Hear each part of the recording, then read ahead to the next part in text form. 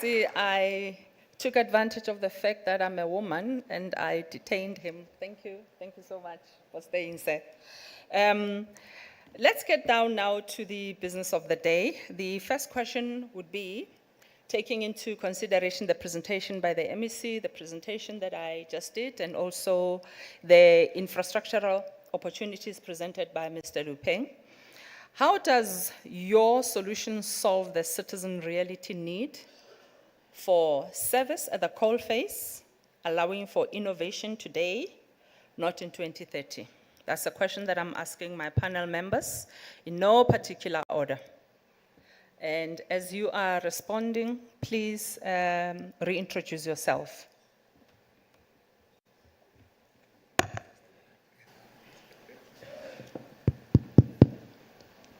I knew being handed this mic was a trap.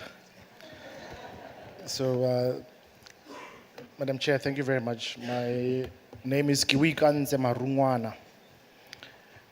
I'm from Amazon Web Services, AWS, and I spend my time there engaging municipalities, provincial departments, national departments, SOEs, and the conversation that I always lead with is that the citizen that we speak of, for me, is the individual or the persona that I myself represent.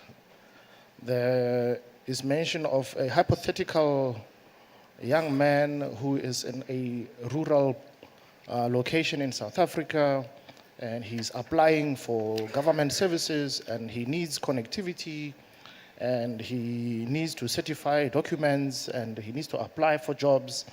This is a lived experience for many of us.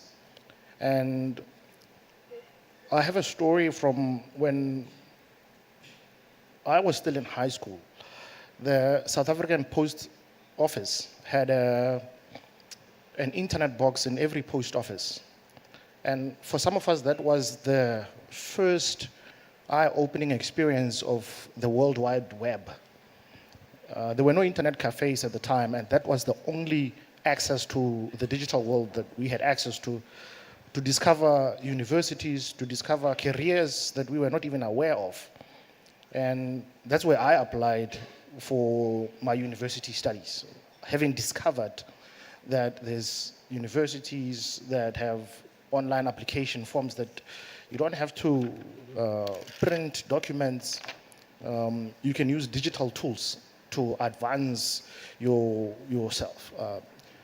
Later in life, I actually met the man who was responsible for that project at the time. And he was working in one of the government departments. And I thanked him. I was like, I did not know that the people that built that infrastructure are still walking the corridors of government. So for me, it's a very personal experience, and the conversations are always around the motivation behind the processes that we recommend to the CIOs, the government procurement departments, the tools, the technology, but as well as the knowledge or the skills that need to be in place for these solutions to prevail, right? Is from an infrastructure point of view, from an enablement point of view, and from taking people with you when you bring these solutions to bear by creating the upskilling, providing the learning platforms. So we have a number of all of these, I would call them key components of, do you provide technology that has not just the technology, but you also have platforms where people can go and learn, right? We have a platform called Skill Builder. This is where an unlimited amount of content is being provided to the citizenship to go and learn all of these technologies, whether it is cloud, it is AI, it is data architecture, or it is business intelligence. There are free online platforms that we provide to not only bring technology to market, but to also ensure that the people that we are engaging with can have access to platforms where they can upskill themselves. So we cover not just the infrastructure, but even the technology platforms that allow people to improve their own knowledge of how to leverage this infrastructure. Thank you very much, Mr. Marungwana from AWS. And I appreciate that you're sharing your personal experience and especially the indication of the acquisition of these tools by the state. I'll jump on to Limpopo. Same question, how does your solution solve the citizen reality needs today, not 2030?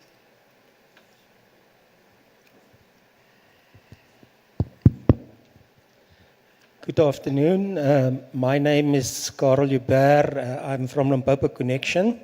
We are a fully state-owned company.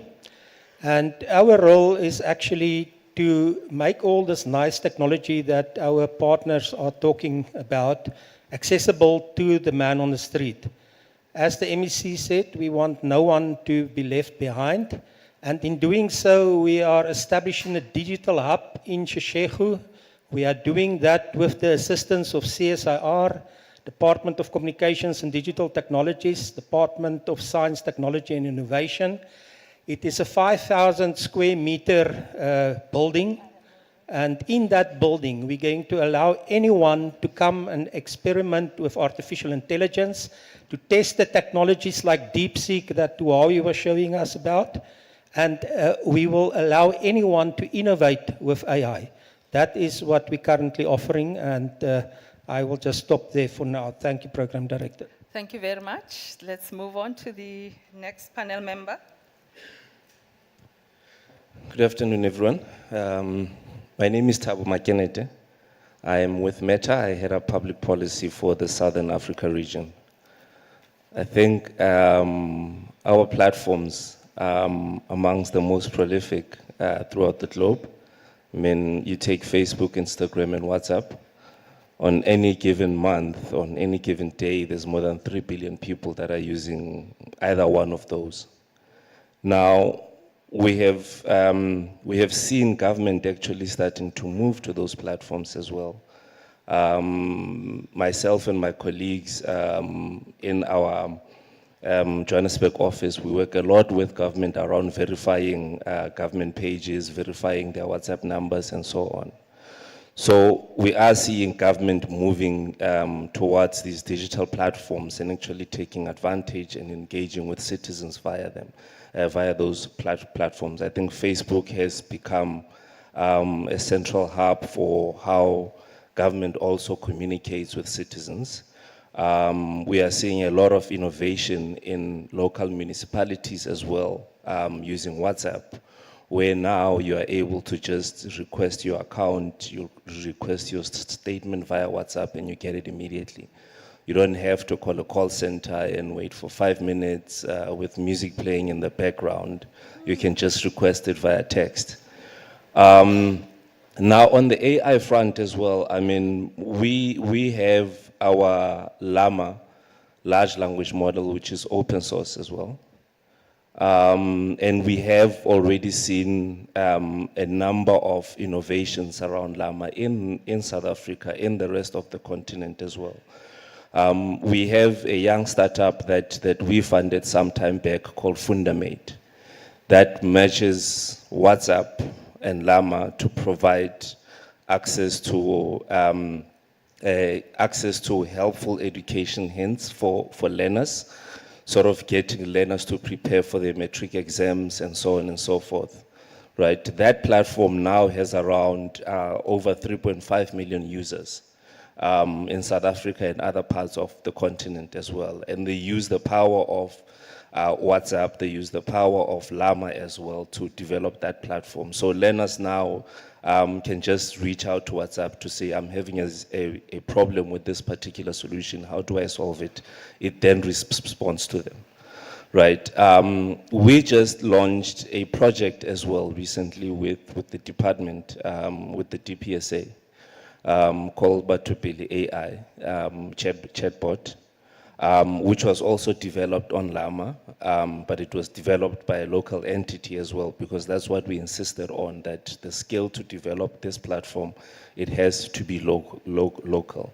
We anticipate that with that platform, I mean, it's going to make accessing information on the DPSA website so simple because it's trained on all the circulars, on all the policies that are there on the website. A government employee, for instance, who wants to know who has a particular question about a particular circular and so on, they can just chat to this model and it provides them with that answer. That's how simple we want to see access to information becoming. So our platforms generally, this is what they do now, not in 2030. Yeah, thank you very much for that. It looks like things are really happening, and this platform is actually assisting us to get to understand the progress that is happening. And with great appreciation that Limpopo has taken it a step further. They have an SOE. Amazing. That's fantastic. Thank you. Good afternoon, everyone. My name is Sipho Mtombeni. I lead up our government affairs and public policy team at Google in South Africa, based in our Johannesburg office. So from a Google point of view, when you think about Google and the various Google tools that we have, this is things like Google Search, Google Maps, Gmail, a number of different tools that we have within the Google ecosystem. And the main thing, and I think just stemming from our mission as a company, is to organize the world's information and you make it universally accessible and useful for our users. When you're thinking about the coalface of citizens and citizen services, the main thing that is key for them is making sure that it's accessible, it's reliable, and that you address any latency issues that may arise. So from a Google point of view, really we try to make sure that we are providing all of these tools at the fingertips of users in order for them to be able to have access to the necessary services that they have. If you think about when you need information about, you know, where's the nearest municipal office for this, where is the nearest information about any particular aspect or service that you need, you are likely to go onto your Google and Google search. Right, and I think in terms of how we think about the journey of digital transformation, it's beyond trying to get a laptop or a desktop computer in everybody's house. I think this is an idea that we used to have many years ago when we thought about digital transformation. But I think all of us are sitting here with a supercomputer in your hand, right? A lot of you have got one or two of these devices, and all of these tools and functionalities are already in your hands and in your fingertips. We've got all of the AI tools, for instance, Gemini app. You are able to have it on your mobile device, able to work with it, able to access it. And the main thing, especially about accessibility for citizens, we need to think about things like access to language and being able to meet people at the language that they're talking about. So we've been doing quite a lot of work and are currently doing a lot of work to make sure that at least all 11 languages in South Africa are accessible on devices and tools. You think about things around affordability of devices. This is a lot of work that we're currently doing today in order to ensure that citizens are able to engage with the technology. Just today, we've launched a campaign that will be going on until the 31st of December to give free Gemini access to all students in South Africa and 20 other countries in Africa of AI Plus, right? Because again, we understand that for young kids, students and above, and the new generation is that they need to start playing with these tools, learning how to build, learning how to work with AI, and we are thus giving them that access now. As I said, today we've just launched this campaign to be able to make sure that as we move forward, we are having innovators and public sector innovators who are going to come out and be able to build the tools that South Africa needs. Thank you. Thank you very much. That's very interesting, especially the issues of language. Thank you. DCDT, I think let's hand over to you, Mr. Mayor. Thank you very much. My name's Craig Mayer. I'm Acting Chief Director for Emerging Technologies and Digital Innovation at the Department of Communication and Digital Technologies. And that's a lot of words, a lot. I'm sitting over here and I'm looking at all these young people here today. Brilliant, because you're here and you're watching me, obviously. But all you need is an opportunity. Am I right? You need a chance. And 4 years ago, the minister I worked with then Kumbutso Ncheveni, came to me. She said, Craig, you're wearing fancy suits and all this sort of thing, but you're not really doing much. I want you to make this, what I'm going to tell you now, the focus of what it is that you're doing. I want you to create a platform so that young people with ICT innovations, when they come to us, that we don't lose them. Because currently, if you think about it, we export our best. We export our best. It's a fact.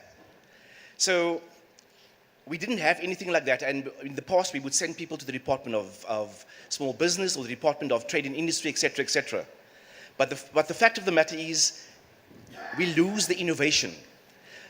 I looked at the minister and I thought, well, obviously, I don't have a lot to do with my time right now, so let me see what I can do with this. We created a platform, we called it Digitech, okay? Now, the Digitech platform is, at that time, I didn't fully understand exactly how we were going to do this.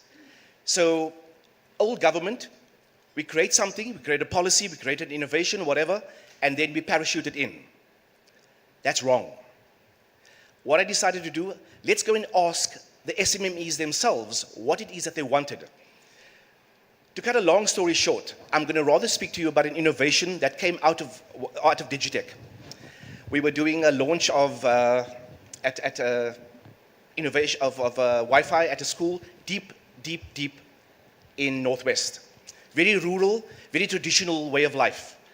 And a young lady came to me afterwards and she said, Craig, the minister said that you are in innovation.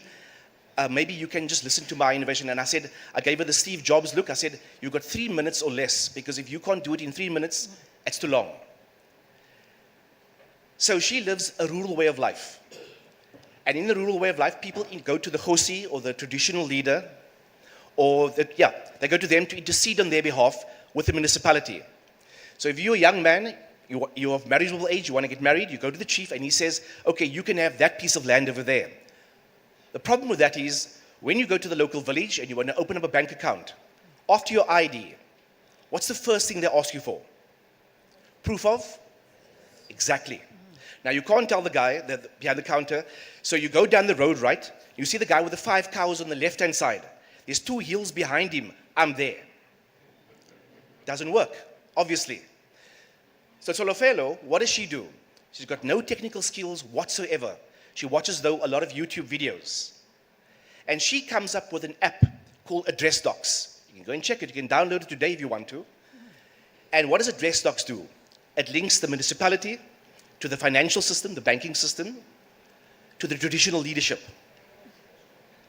At the end of it, within 2 days, you get a stamped PDF to your phone saying, I live here. That's genius level. That really, really is, because I live in an urban area. I would never have come up with an idea like that. Never in 1,000 years. Okay? I took Solofelo and I said, you're going to be big one day. We took it to the minister, told the innovation. Cut a long story short, we sent her through the Digitech program, we sent her on a business development program. Last year, Solofelo at GovTech, the biggest tech conference in government in the country, won the CETA Woman of the Year Award in ICT. Now that's real. Yeah. That for me is real. That's the coal face that we're talking about right here, right now. The Digitech program has been wildly successful. Why? Because we listen.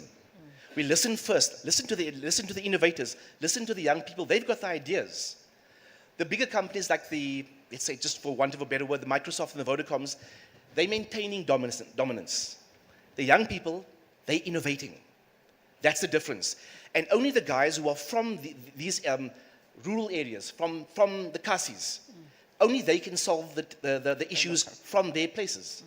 I can't. I don't know their lived reality. So the Digitech program has been extremely successful because it's won 4 global awards in the space of 4 years. I would like to have thought it's because of my stunning dress sense, but it's not. The SMMEs are killing it. They're absolutely, wherever they go, these Digitech SMMEs, and if you have a great idea, come and speak to me afterwards. I am prepared to listen. Because again, that is the coalface, where government has to listen and not prescribe. Thank you.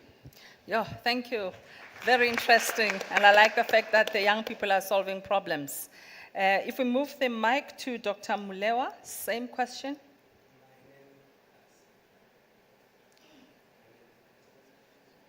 Did I get it wrong? Yeah.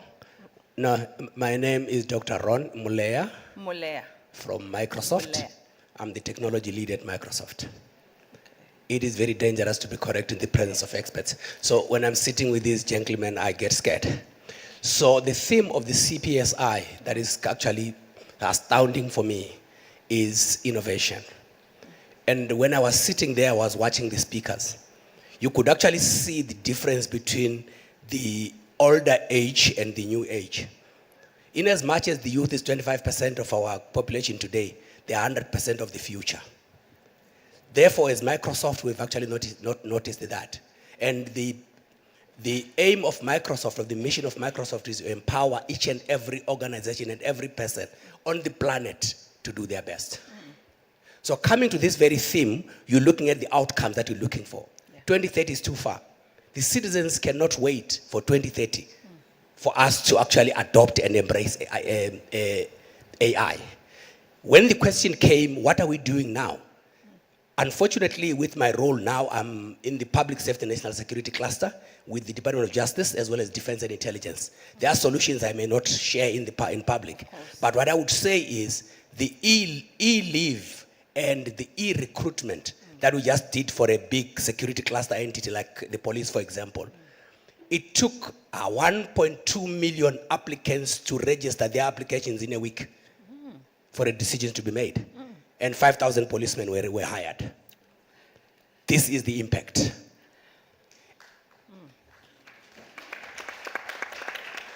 Now, each and every one of us has to pay tax in our country according to our tax laws. With the vision that SARS had and their ambition, you can see they are in another pantheon. We met them at their point of need, and we gave them the e-filing platform, which is running on Microsoft. It's so efficient now more than ever before. Nobody can run as long as they are legally employed. Then you look at your Netstar. I'm sure almost each one of you has got a car here. Your car can be tracked. That's Netstar. That Netstar is running on the Microsoft Azure platform. What we guarantee you is security by design, security by default, and security by operations, which was spoken to by one of the speakers here. So we are touching people's lives as we speak as of today. My request, therefore, is let's stop talking technology conversations. I'm sure we've got too many technical people here that know their story. Now AI is here. When you listen to the speakers that were speaking here, the younger generation is a simple example of what our society is really looking at. And we therefore need to move faster. And the decision making, if you look at the levels of chief director, director, and up, maybe at the police, you're talking of generals, brigadiers, is the older version of age. Let's not stifle these younger generations that are coming with innovation to embrace AI. Yeah. Thank you. I believe innovation, there is a niche that says continuous improvement is the death of innovation. And innovation is thinking out of the box. I'm putting out to you today. Innovation is thinking without the box. Let's just remove the box and start thinking. Yeah. Thank you very much. Just hold on to the mic. I have a second question coming. That should be doing the second round of questions to end with Mr. Lupeng. Just to indicate that an MD developed a state-of-the-art AI, a revolutionary AI that was going to speed up decision-making. And on the day that he was launching it, he demonstrated the AI and asked it, what are you going to do to ensure there's efficiency in the organization, especially around decision-making? The AI immediately responded and said, fire the MD, take the salary, buy more server, invest in more server space. Now, if we talk about AI, there's always a person. There must be a person. It cannot run by itself because it is there to serve the citizen or the person. Yes. In terms of skills, what's your take there in terms of skills development? Learning is what remains after what has been learned has been forgotten. And AI is taught by large language models. As Microsoft, we noticed that already. But we should never let this beast go on its own. It must be managed. That is why we've come up with a strategy that says we've got agentic AI that we built into it. If that AI is not managed, it can destroy the world. It can actually tell a drone to unleash a bomb and kill people. So within the security cluster, for example, on agentic AI, I would therefore envisage a young girl, a young South African woman, walking around with her device. That device should have a policeman on it. The policeman, I mean the AI bot for a police, wherein she just clicks that I'm seeing signals of a GBV to happen now. And then within that citizen space, when she is not feeling well, community liaison officers or health workers, I must find it on the very device. Therefore, what we have done is to partner with the institutions in this country to build fluency in AI, develop specialists as well as creating pathways and embed capability with security actually built into the AI space. Therefore, we have actually partnered with the government of South Africa to do training. So there are AI institutions in this country. I think there are 4 now. I won't mention the names. You can Google, you'll find them. Now, 150,000 South African children were trained in digital and AI skills in 2024. That's stats, that's fact from Microsoft. 95,000 had actually went further to go for certifications. In my world, you have to certify if you are fulfilling a specific role, which means you are not allowed to drive until you have got a certification to drive. And then you are actually monitored by the AI agent. What is even exciting is, I was doing a course 2 days back. In that course, it will ask you, you will be talking to a bot. After that bot, it evaluates you. You fail, you get 68%, they tell you 70% is the pass mark. You repeat, you get to 48%. What do? You go back and redo. Then 50,000 youth certification exams funded in high demand digital skills, as well as 64 digitally trained planners that we have in the country. So Microsoft is committed to work with the organization. My last parting shot would be, for us to make a realization of this is to understand the government departments and cluster them according to the mandates they carry. For example, I'm talking of the justice continuum. Within the justice continuum that I'm looking after, it starts with the first responder, which is the police force. From the police force, inside them, you've got the special task unit, crime intelligence, forensics, you've got detective services, you've got the special task unit, you've got the PKTT, you've got the special task force. So when you get there, that's the special responder thing. How do they impact the judge that is sitting at high court? They must actually understand right up to correctional services through NPA and everybody. Once we cluster them as such, then we start responding to the citizens to say at municipal level with local government management, how do we therefore deal with them and cluster ourselves correctly and educate our AI with the AI agents to respond accordingly. Thank you so very much. As the House is preparing for their questions, I think we have an app where you can load your question, or rather later on you can raise your hand. I'm hoping that as we move along with the mic, we'll still have time for questions. For the DCDT, I think skills development is not only confined to the citizens who should be able to interact with government, but sometimes we tend to roll back because we are so scared of using the AI. Over to you. Thank you. I think for those of you who know, we must address the elephant in the room, that the AI policy, we messed up in it, big time. I'm not going to make any excuses for it. Our minister has been very clear on that, which is why he withdrew the AI policy. When we used AI to write AI and the AI got it wrong. You can't make this up, I know. But it's given us another chance. Yeah. Another chance to make it better. And that's the critical thing. Because for anybody who uses AI in the room right here, right now, you'll know that every second week, Gemini comes up with a new one. Version. Claude comes up with something new. ChatGPT comes up with a new version. And it's moving so fast that it's almost incomprehensible that developing an AI policy can actually keep track with all these sort of things. But the AI policy that we're working on right now is going to be exactly that. Because an AI policy is never supposed to solve all the problems at the same time. Afterwards, once the AI policy gets done, and believe me, it's going to get done, that's for sure. Then you will have agri-tech, then you will have fintech, then you will have medtech. They will then look at the policy and say, how can we adjust our policies to that? Now, in the skilling thing, I just wanted to mention something that happened a couple of months ago.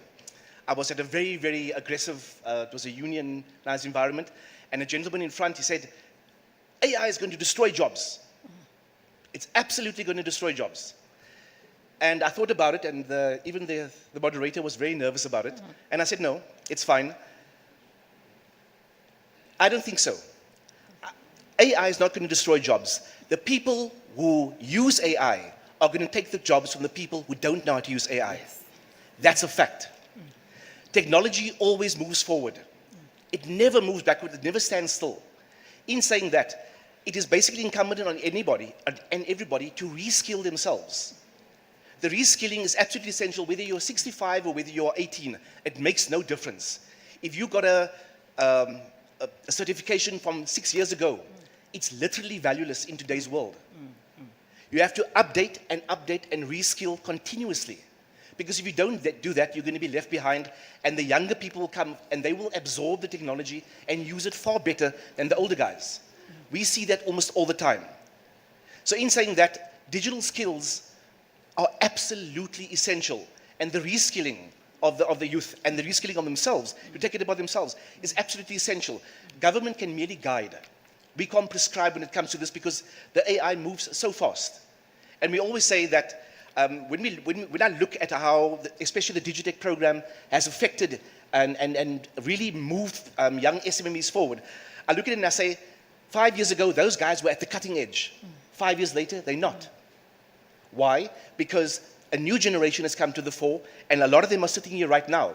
So that's the parting shot I want to leave with you. And I would also just, something happened in America, and I told this to Dr. Fuller just a bit early on. In America, every year, Teacher of the Year is a very, very big prize to win. And the lady that won this year said that this technology will destroy the foundations of education. She was talking about the calculator, and the year was 1975. See where we're going with this? Yes, And today yes. you can't walk into an exam room without a Without calculator. a calculator, yes. So it's not a matter of them and us, it's actually we. AI is not a danger if you are the master and it is the servant. Yes. It can't be the other way around. Thank you. Thank you very much. Keeping up with the times is very important, but keeping in control, very, very important. Thank you. Mr. Mtombeni? Okay, got it. All right, so our approach at Google is what we refer to as growing up with Google. We understand that technology is something that, especially in this generation, people and young kids get exposed to it as young as 5. Think of yourself, how many of your kids or your nephews or your nieces have already gotten a laptop, an iPad, or some sort of technology that they're engaging with already.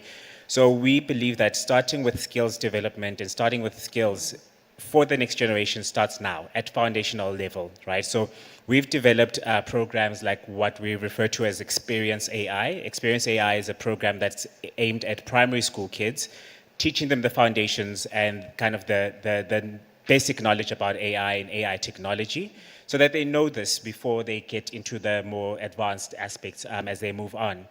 Our programs run all along kind of your basic education up until the 12th grade. Then we've got programs for school leavers who are getting into college.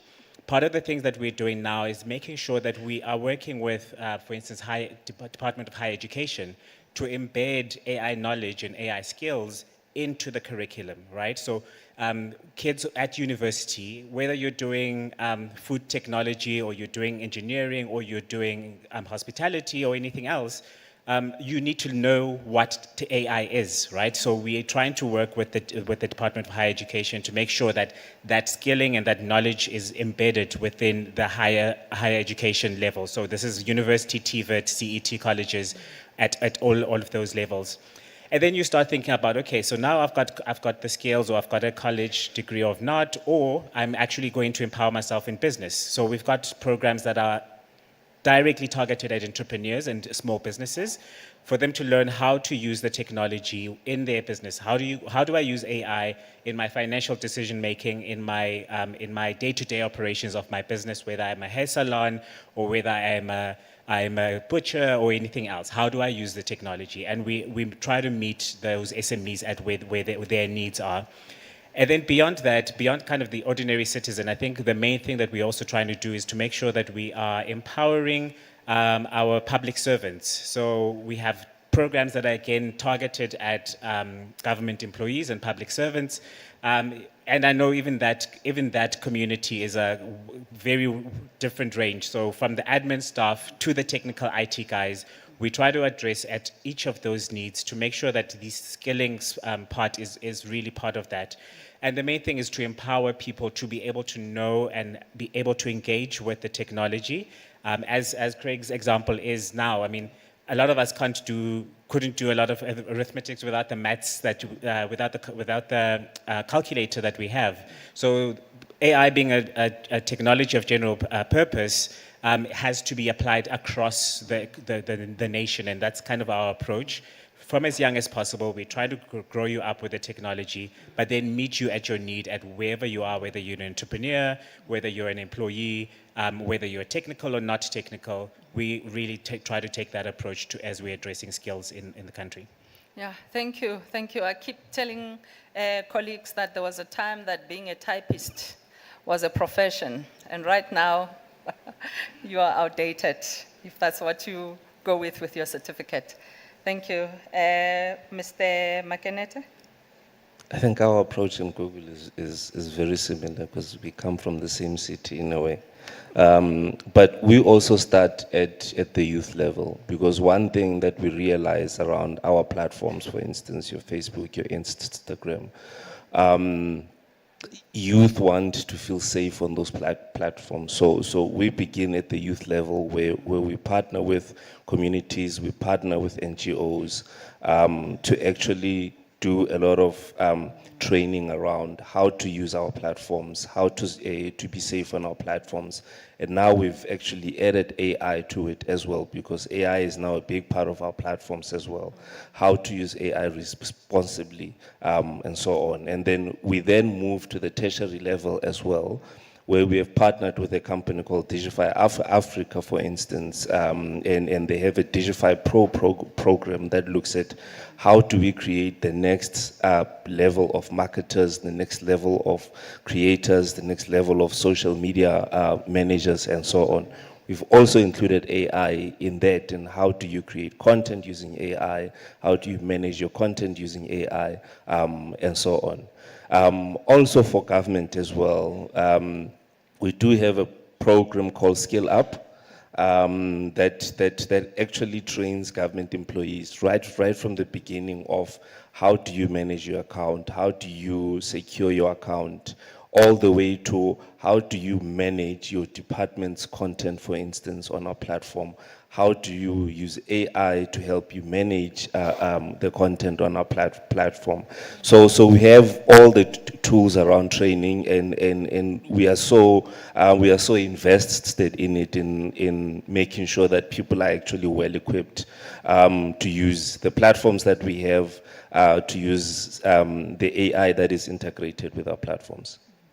Thank you very much. Staying safe on the platform is very important. Thank you. Mr. Hubert? Thank you very much. We want to make sure we don't replace the digital divide with another AI divide. So therefore, it is very important for us that everyone must have access to the technology. So what we are doing with CSIR is that we are establishing an AI innovation ecosystem in the province. The digital hub will be the center and then it will follow a hub and spoke model throughout the province. We have to, first of all, create awareness so that people can use AI and understand what it can do for them. But then we must also train them on ethical use of AI. You can now use AI to generate music that can make millions, and the artists on the ground, the real artists, are suffering.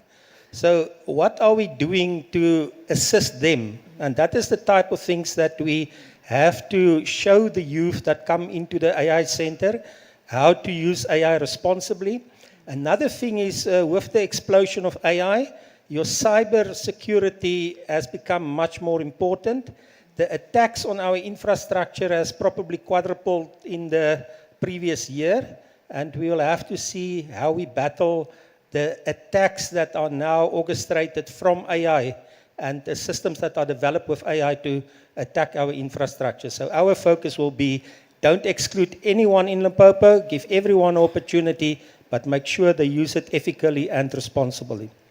Thank you very much. Empowering everyone and also making sure that our cultural artifacts, our culture remains protected. Thank you. Thank you, Mr. Marungwana.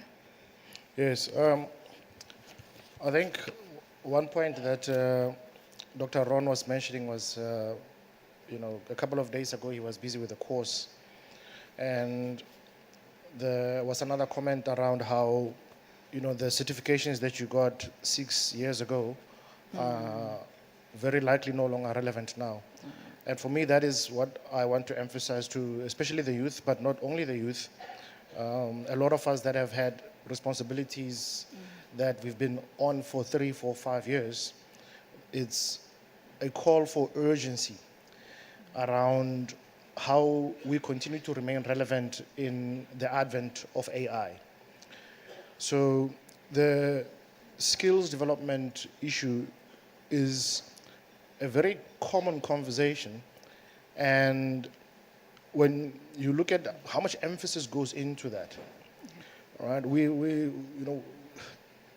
I think every 3, 4, 5 years there's a continuing skills conversation around. Initially it was in the early days there was machine to machine, and then there was IoT, and then there was big data, and what was the next wave? There was machine learning, then very quickly AI, and then agentic AI, and it gets, and the time between these gets compressed more and more, which means the skills are going out of relevance at an accelerating pace.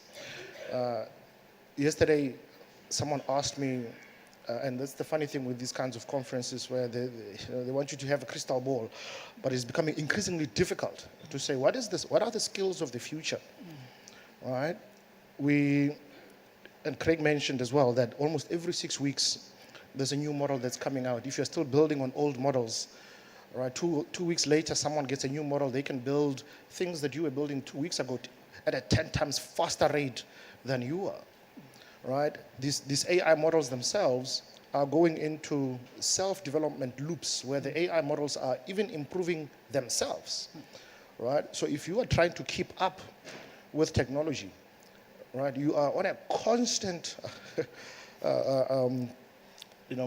mouse wheel, right? And I think that is the biggest takeaway that I want to leave the audience with, that we have all of these programs across the panel, right?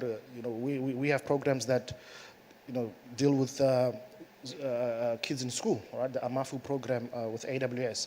We have programs that allow people that have used our skill builder to go and actually build apps, build platforms for free in the cloud with our builder portal, right? And once they've built those solutions, we even fund them to go and prototype those solutions. So if you have an idea and you want to build something, you can go and learn on AWS, build on AWS, and be funded by AWS to go and launch your platform, right? And to land this point, today, if you ask a 10-year-old about what is exciting for them about AI. They're not really excited because for them it's just normal. It's such a common experience to talk to a television or to talk to a laptop or to talk to a phone and it talks back to you. Something that we have only seen in the movies and Star Trek, which is mind-boggling, right? So the sense of urgency is if we are still talking about the importance of skills development, right? It should sound alarms to all of us to say, hey, with AI, it's going to become increasingly difficult to stay relevant. It's going to be increasingly difficult to control this AI.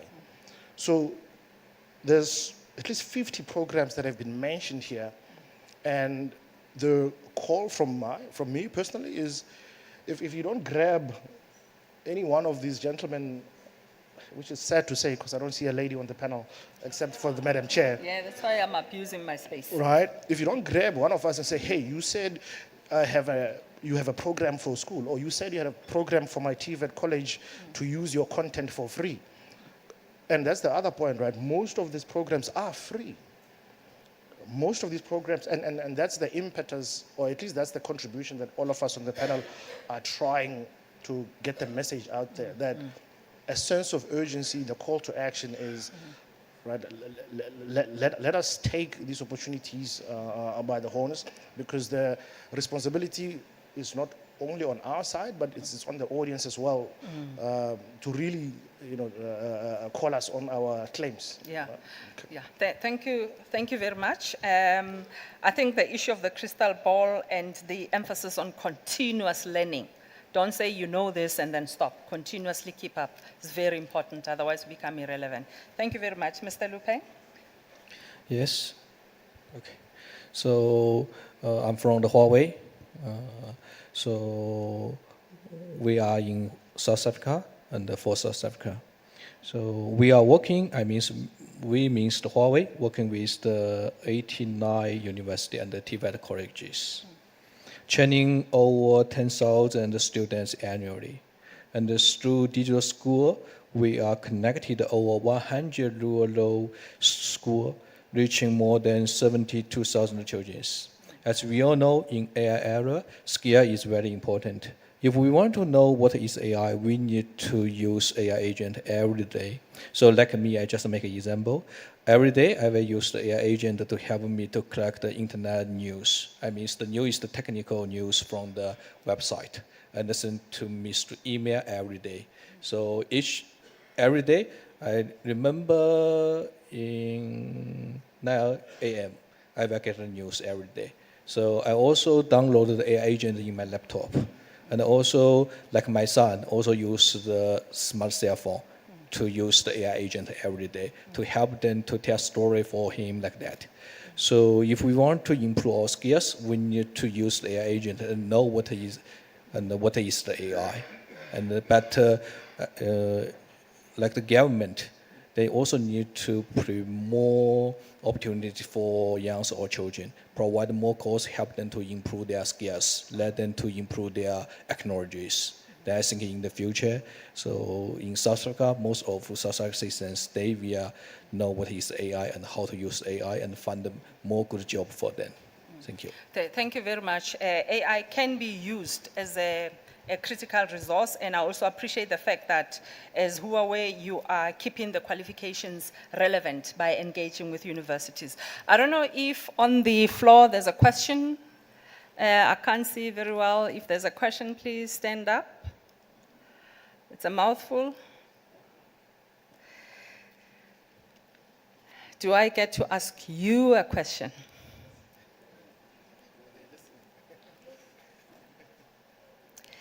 All right. It was not well pronounced, but it was indicated that there are some dangers with utilizing AI without understanding those dangers. Which groups were mentioned to be most vulnerable? I wish I had a prize. The young. Okay, thank you very much. And, there's a hand. Thank you. just take the mic and ask your question, please. One. Oh, Good apparently afternoon. there's a prize. Good afternoon, Chair, and good afternoon to the panelists. My name is Mfana Koza. My ask is quite simple. In a space of innovation, how do we allow innovation to find expression in the midst of policies which govern the public service, particularly in using one example of spending, where you need to write a memo to spend on an item that you've already budgeted for, and you need to innovate. So how do we then allow innovation to find expression, and what is the appetite within the policymakers to relax or adapt policy? Thank you. Thank you very much. I think Mr. Mayor you're going to enjoy answering this one. It is opening up for the public servants to also innovate. Yeah. So the State Information Technology Agency, SETA, they report to us, and our ministers always tells me, and this always rings in my head almost every single day, you can't eat policy. Where's the impact? How are we actually getting the things done? So what we've done with especially in the innovation space, an innovator without money is an unemployed person. That's it. So one of the key things in my job is I must be able to make these guys financially sustainable. So how do we do that? So if you've got a good idea and if your innovation is strong enough, what we do is we've developed a pipeline with SETA so that SETA then does a vetting of the innovation itself. Once SETA does the vetting of the information, they look at the code, they look at all the business development plan, etc. And once that is in place, then they give it a stamp of approval so that that person can then do business with government. Now that's big, because all it takes is just one job in government, and then that guys will then become financially sustainable. Because what we're looking at, we want to employ homegrown innovations in government itself. And that is the way to do it, because SETA is our implementing arm, and for too long, we've got guys who are brilliant, who have got brilliant ideas, but they fall by the wayside because the opportunities are not there. So my job is to create the opportunities and for them to become financially sustainable as well. Thank you. Thank you very much. Mr. Koza.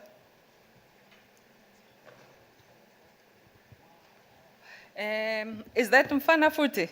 Koza? There's a prize for you for asking that question. And actually, it's a very good question. When Mr. Mayor lives here, run after him. Make sure that you get to understand how you can commercialize your innovation. Here's a prize. Please come to the front to receive. Thank you very much. And at the same time, let me also thank the panel members for their insightful information, sharing with us what is happening currently and the type of skills that are required. We're very thankful and appreciative of their time, especially the industry, because MEC had spoken about the PPP. Government cannot be able to do it alone, so we really need the partners to work together with us. Mr. Lupeng, Mr. Marungwana, Mr. Yube, Mr. Makeneta, Mr. Mtombeni, Mr. Mayor, and Mr. Mulea. Thank you so very much. Thank you.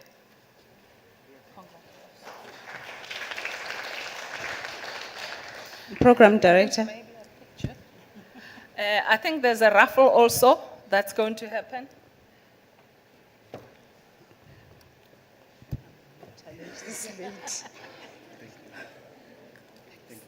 Yeah.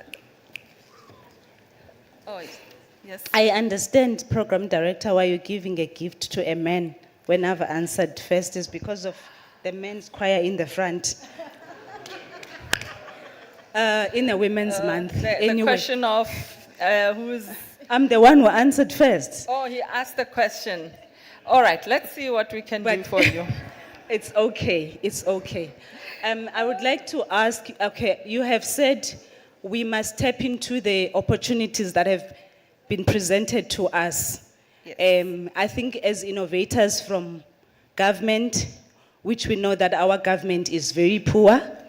We need to know as innovators that are here through CPSI, how do we make sure that we partner or we collaborate with you?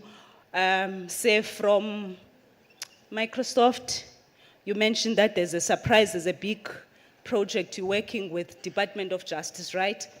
And NPA was a by the way. I'm not sure whether we are in that big project or what. So it's important that as we are here now, we formalize some of the things so that when we go back to the offices, you know, in government, you don't get anything without a signed, whether it's, yeah. So how do we do that? Yeah. Thank you. Those are very good questions. And you know, 1956 didn't go for null. It just shows you how women have always been at the forefront. I will see what I can do for your prize. Thank you. Microsoft, do you want to respond? Before it is responded, can I expand it? Oh, okay. Yeah, it's almost the same. Okay, my name is Mitrani Mtangwa. I am from NPA as well. I was pleased to hear Dr. Ron talking about the e-justice. And I asked myself question when communications realized that one system is working efficiently in one department, why can't they spread it to the other departments? I would have appreciated when DPSA was here. I wanted to understand, because we always find issues like when you try to bring innovation ideas, they say policies of DPSA say this, policies of our organization say this, but we are one government. Like, for example, if I can say, in the Department of Justice, it's long that they've been using the e-system in their application for leave. Just a simple thing. In NPA, you still have to use the paperwork. And in Department of Justice, I think it's more than 10 years that they've been using that system. As of now, we've got a recruitment process in NPA for the aspirant prosecutors. If I tell you, we received 17,000 applications, which are done manually. Out of those 17,000 systems, we are currently in the process of capturing. Each and every application has to be checked manually by the staff members, to an extent that if we were having a system wherein a person applies through the e-system, it would have been much easier. And out of these 17,000 applications, you find one person having applied for the same position 10 times. Why can't we do it like it is done in the universities and other places, wherein if you punch in your ID, if you have already applied, it won't allow you to apply for the second time. You can only be allowed to edit if the date has, for the closing date has not reached us. So, in simple way, why can't we use the system which is efficient in one department throughout all other departments and give timelines that by this time we want this to be implemented as it is being done in other systems. And maybe the issue of Z83, it should be addressed as well. It be found in other, in this, it be innovated to an extent that we find it properly. It also helps those who make mistakes, because those who make mistakes when they apply, they then tend to be disqualified. Thank you. All right, thank you very much. I should have done the P.S. Konrad preamble to say, if you are not given the podium, just ask a question. But your issues are very important. They are relevant. Because with AI, those 17,000, recently I went through 1,100. With AI, it can be able to sift if there are duplicates, if the Z83 is correct, or the declaration is correct, it will be able to do the job. And I think it's very important, Microsoft, because you offered to say, no, I'm already busy with the e-recruitment. I think the colleagues are making input to say, speed up, adjust, make it make sense. Thank you very much. I don't think I have, you want to maybe respond and confirm that everything is in order, everything will be done? And also the question about linking with DCDT, I think, is it linking with DCDT or with tapping with Microsoft? I think let's answer those two questions and then we wrap up the session. Thank you. First and foremost, policy making is the prerogative of top management. And when a policy is made, right? And then NPA is a program of DOJ, right? With accountability on its side. As I speak, I'll give you the contacts of the account executive that looks after NPA. You already have got an agreement. Within that agreement, you are entitled to skills development within that environment. And then when you go to e-recruitment, it's a decision that gets made by your top management, which is an easy thing to do. NPA has got a less staff count than DOJ has got about 20,000. I think the police has got about 193,000 or something. So basically what I'm saying to you, I'll give you the contacts so that you can talk to them. But the reality is, the people that make decisions in agreements with OEMs and entities, I don't think they filter the information through, because some of it you just volunteer in and align with your IT department, as we have got weekly or bi-monthly engagements with them. So granted, that is underway. And also when you go onto the free webs, I think my Google colleague said it as well as the AWS colleague said it. You've got access to that information. What we don't do is to read most of the time. We don't really surf the internet for what it's supposed to do for us to develop ourselves. All right, thank you very much. I think with the outcome of this session, it will go to the DPSA, and these questions that were raised will then receive some attention. The effect of the matter is the platform itself, we don't have sufficient time to rigorously go through everything, but it's very important that you have raised it. Thank you very much. The events manager, you wanted to come and facilitate something? Let me allow you. In the meantime, you must come and get your prize. Take you very much. I told you 1956 was not in vain. The women meant something, even for the little girls who are coming. Let's take a picture. Thank you very much. Okay.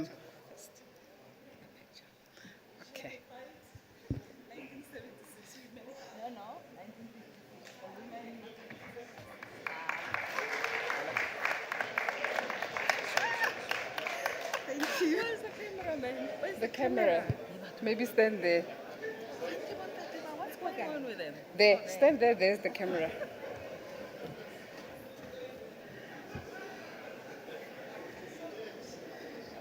Okay, good afternoon. I refuse, Lindane, on Women's Month, to stand here and give these gentlemen, their thank you gifts. You come on the stage, please, and do that.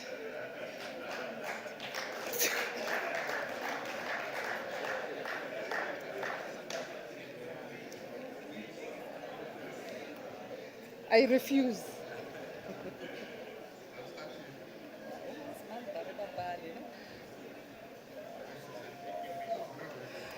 Thank you to Microsoft.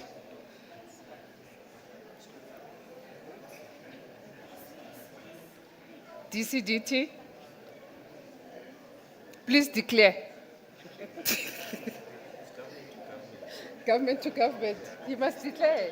You must still declare. Okay, Google.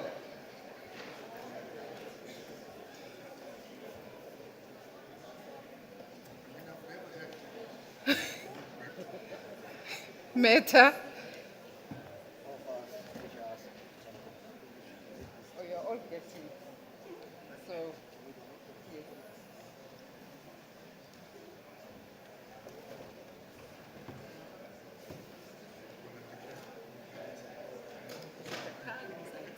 No, it's a gift.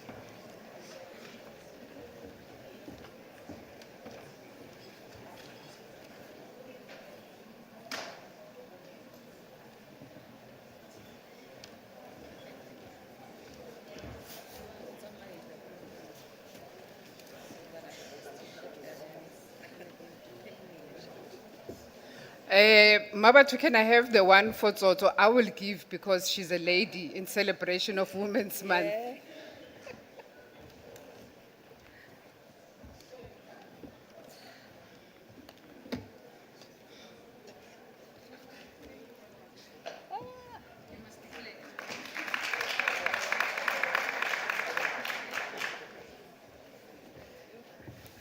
Okay, we're gonna move into prize giving.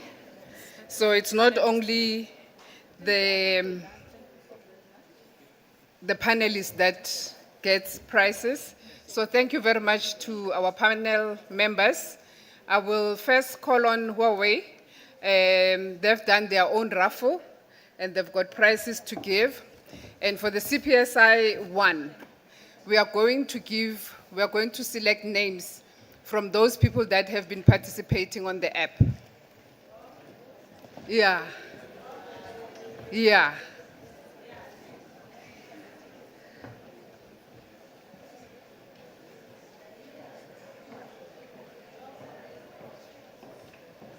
Are you going to announce? Yes. Will you call the names? Okay. It's okay. The yellow. Yes. Yeah, you can introduce and then I'll call the names. Good afternoon, everyone. For those who don't know me, my name is Katlego Mkhabela. I'm from Huawei. I'm an account manager in the commercial business.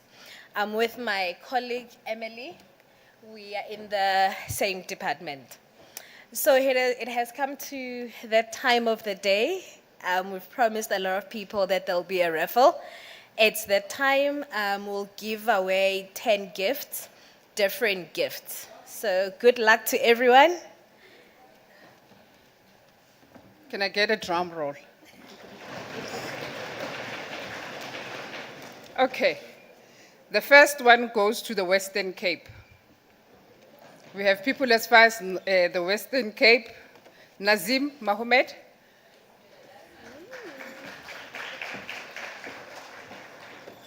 And we know the rules, eh? Going once, going twice. If you're not here, you lose out. Can they remain on stage, please? Okay, can you, Nazim, please come in for the photo. Then the next one, the host province, Polokwane Municipality. Is Polokwane Municipality here? Okay. Sithole. Lipoti Sithole.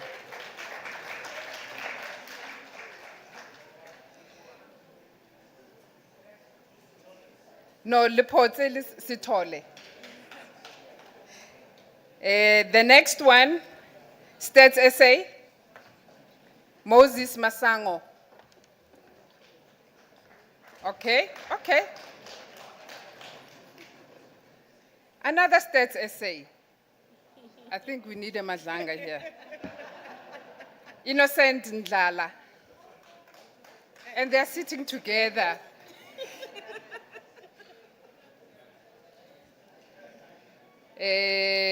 LDTCS, Manta Mashapa.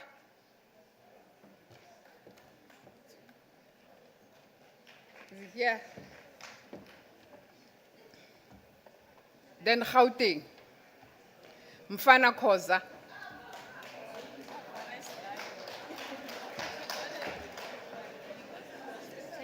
Is Mfana Khoza here?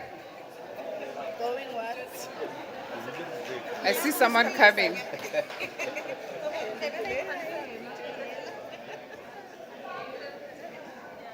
The last. Oh. Okay. Lindiwe, OTP Mpumalanga Province.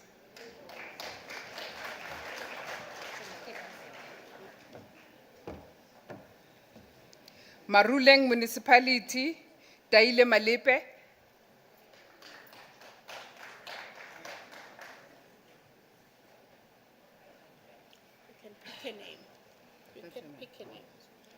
Okay, they say we must pick a name for the last one. Last four. The last four? Which provinces? No, last three. Mpumalanga won, Gauteng won, Western Cape won. East, KZN is here. Huh? Eastern Cape, KZN.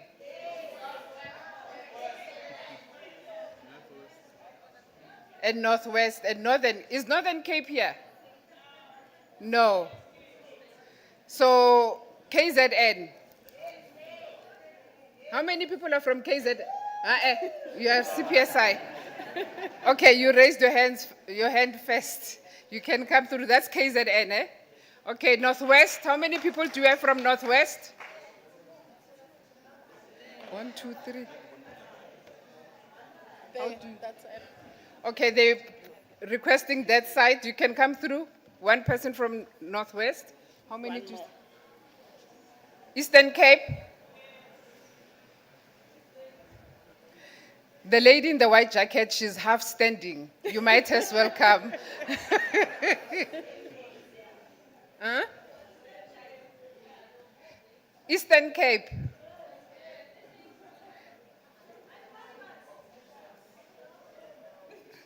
Both of you can come. You have two, no? I have one actually, but if I can get another. Okay.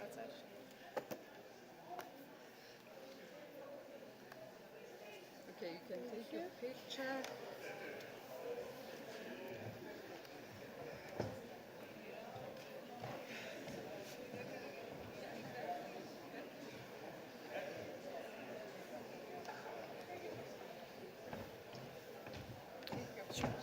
I only have one shot, and then the other one will get it outside. Okay, sure. One, two, three. Sure. Hands, babang, but like, I'm so. I never want to go. Come this. Sorry. Thank you.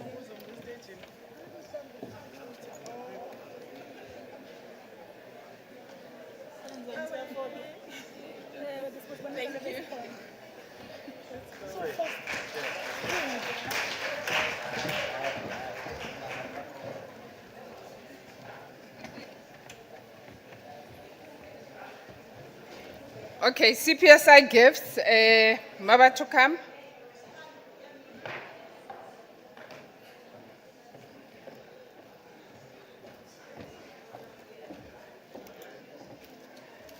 Give me names, give me names. Okay, this is based on the people that were participating on the app. Can we have Mr. Sakile Gabela? Going once, is he here? Are you? Okay. Miss Brenda Tobejane?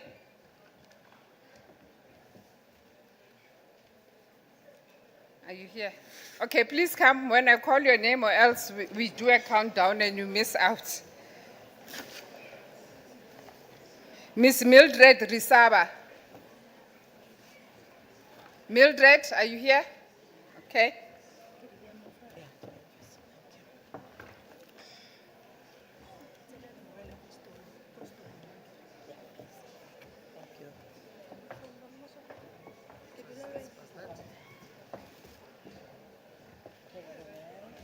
Mr. Jabu Masondo.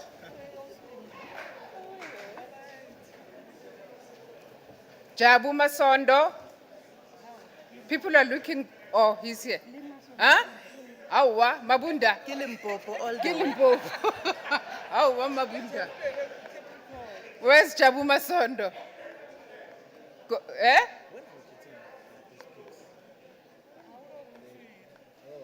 Bandile Ntombela, I'm going to jump him because he's speaking tomorrow.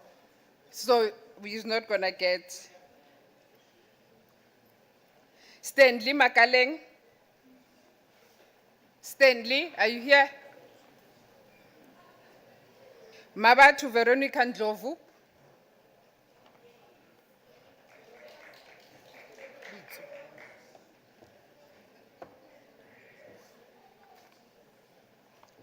Tulane Mabuza. Do you still have more? Yeah, 4 more.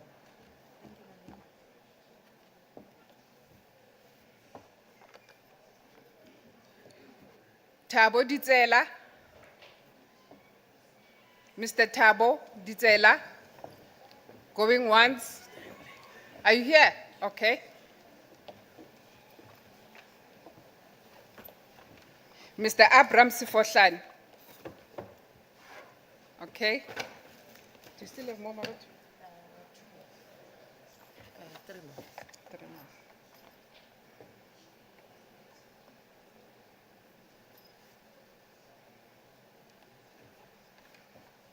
Jabu Masondo we gave, ne? Yeah, so one more.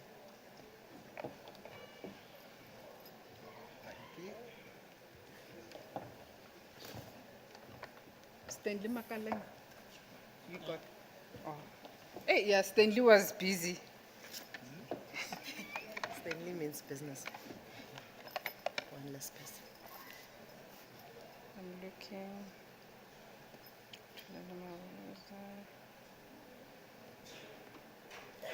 I hope you are motivated to participate on the app tomorrow. Please.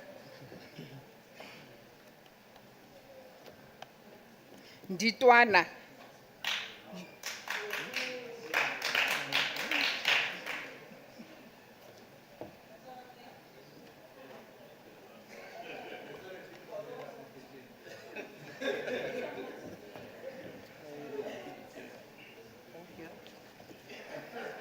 Thank you. Dr. Martin Sihlapelo. Hi, but we are done. Oh, you done? We are done. Okay. But he's chairing tomorrow, ne? So, Okay. no, go ahead. Yeah, you may be released. Thank you very much for participating. And there's an Announcements. announcement. Is that me or is that you? Yes, you can go. Okay. Good afternoon, colleagues, ladies and gentlemen. Okay, just one announcement that I've got from my side. I'm sure when you registered for the conference on the registration portal, you were requested to indicate whether you would be attending the networking session later on this evening. How many of you are attending?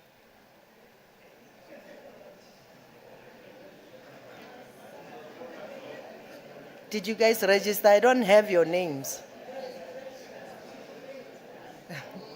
But I didn't see you. I only have 5 people registered. 5. The system did one. It was offline. Okay, so it's going to be at the restaurant where lunch was served earlier today. It's a small thing. I was told to mention this part that it is a small engagement. The engagement should be big, but I mean the eats are not as big as we would have wanted. But you are encouraged to come through. And it's a cash bar. Please come with money to buy some beverages for those that enjoy cold ones. And we look forward to having you. Sorry, what was that? 6:30. All right, at the Eagle Restaurant. We look forward to seeing you. Thank you for participating today. And see you tonight. And for those coming tomorrow, see you tomorrow. Thank you.